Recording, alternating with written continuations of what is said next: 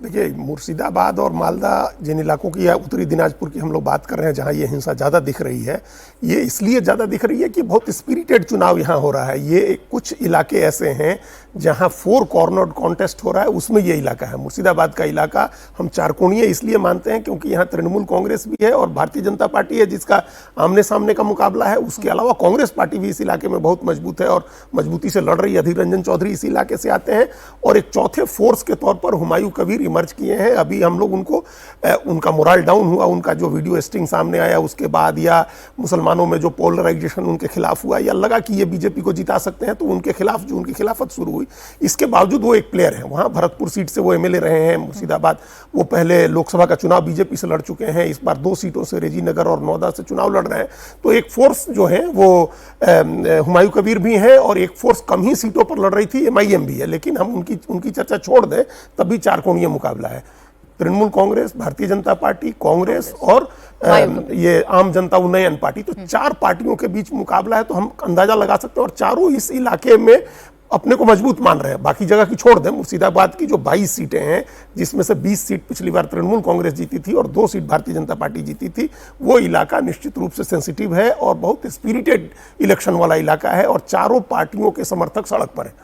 अब जिन सीटों पर हुमायूं कबीर उतनी ही दूर का बेलडांगा इस इलाके में आता है जहां वो बाबरी मस्जिद बनाने की कोशिश कर रहे हैं और उनको बड़ा समर्थन भी मिला था, करोड़ों रुपए का चंदा भी मिला था उस समय। उनका तो ऐसा माहौल बना था कि लग रहा था कि वो एक बहुत बड़ी ताकत बन जाएंगे मुर्शिदाबाद में। तो हमको लग रहा है कि ये चार कोणीय मुकाबला होने की वजह से कहीं ना कहीं तृणमूल कांग्रेस को एक ये खतरा दिख रहा है, क्योंकि 3 पार्टियां ऐसी हैं जो एक वोट में पॉलिटिक्स कर रही हैं। 66% मुस्लिम वोट है और 3 पार्टियां ऐसी हैं, कांग्रेस, तृणमूल कांग्रेस और आम जनता उन्नयन पार्टी, जो एक ही वोट के लिए लड़ाई कर रही है। इनके बीच एक ही वोट की लड़ाई है और मुस्लिम वोट की लड़ाई है। तो ये तृणमूल कांग्रेस को ये चिंता होगी कि अगर कुछ भी वोट बंटता है, और लोकसभा चुनाव में वो लोग देख चुके हैं कि वोट बंटने से किस तरह की राजनीति हुई, वोट बंटने में कैसे जो है वहाँ बीजेपी को फायदा हुआ, कैसे खगेन मुर्मू इस इलाके में जीते, वो ये एक आजमाया हुआ फॉर्मूला है। तो तीनों पार्टियों के बीच में टक्कर है वोट की और तृणमूल कांग्रेस ज़्यादा चिंता में है, इसलिए उसके वर्कर ज़्यादा एग्रेसिव होंगे इस समय और उस एग्रेशन का जवाब भी, चूंकि हुमायूं कबीर का तो पूरा करियर ही दांव पर लगा हुआ है। अगर आपने बाबरी मस्जिद बना करके भी, बनाने की घोषणा करके भी अगर आप नहीं जीत पाते हैं अपनी सीट पर, तब तो राजनीति हमेशा के लिए खत्म हो जाएगी। तो उनके वर्कर भी उतने ही स्पिरिट के साथ, उतनी ही आक्रामकता के साथ सड़क पर है और बीजेपी इसमें कहीं ना कहीं चुप होकर के तमाशा देख रही होगी। उसकी कोशिश होगी कि वो अपने वोटर्स को निकाल करके बूथ पर पहुंचाए।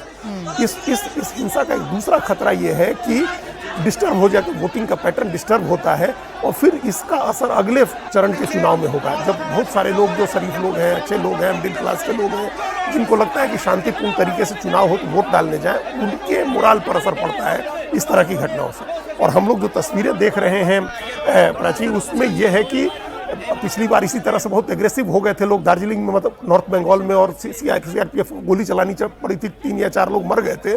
तो इस बार काफी संयम बरतना है सेंट्रल फोर्सेज को भी।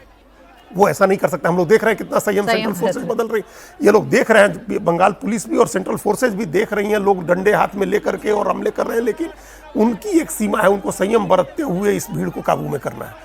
बहुत ऐसा भी न लगे कि सेंट्रल फोर्सेज बहुत अत्याचार कर रही हैं, इसका भी एक मैसेज खराब होता है।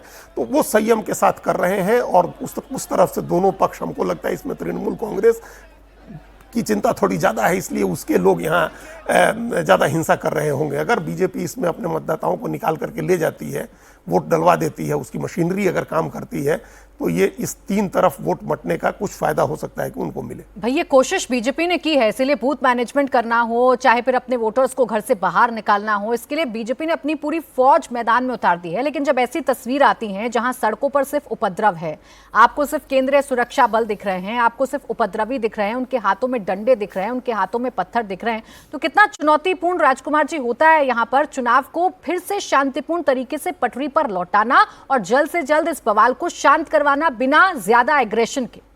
देखिए, निश्चित रूप से जो शांतिप्रिय मतदाता है, जिसका किसी दल विशेष के प्रति या प्रत्याशी विशेष के प्रति बहुत ज्यादा आग्रह नहीं है, वो ऐसी स्थिति में मतदान करने के लिए घर से नहीं निकलता। तो ये चुनौती सबके लिए होनी चाहिए और ये जिम्मेदारी सबकी है। चुनाव आयोग ने अपना काम किया, केंद्रीय बल तैनात किए हैं, उसका नतीजा भी हम देख रहे हैं। पिछले चुनावों के मुकाबले इस बार इन घटनाओं के बावजूद हमें मानना पड़ेगा चुनाव काफ़ी शांतिपूर्ण। लेकिन ये जिम्मेदारी राजनीतिक दलों की भी है कि मतदाताओं के मताधिकार के प्रयोग में कोई अवरोध ना आए। आपका विरोध, आपका झगड़ा अपनी जगह है, वोटों की लड़ाई है, सब कुछ है, लेकिन मतदान की प्रक्रिया बाधित ना हो, बहुत जरूरी है।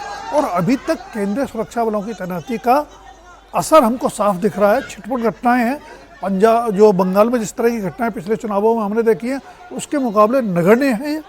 इसके बावजूद ऐसी घटनाओं को रोकने की जरूरत है, क्योंकि जो शांतिप्रिय मतदाता है वो घर से निकलने में परहेज करेगा जी। इस राउंड में भी और अगले राउंड में।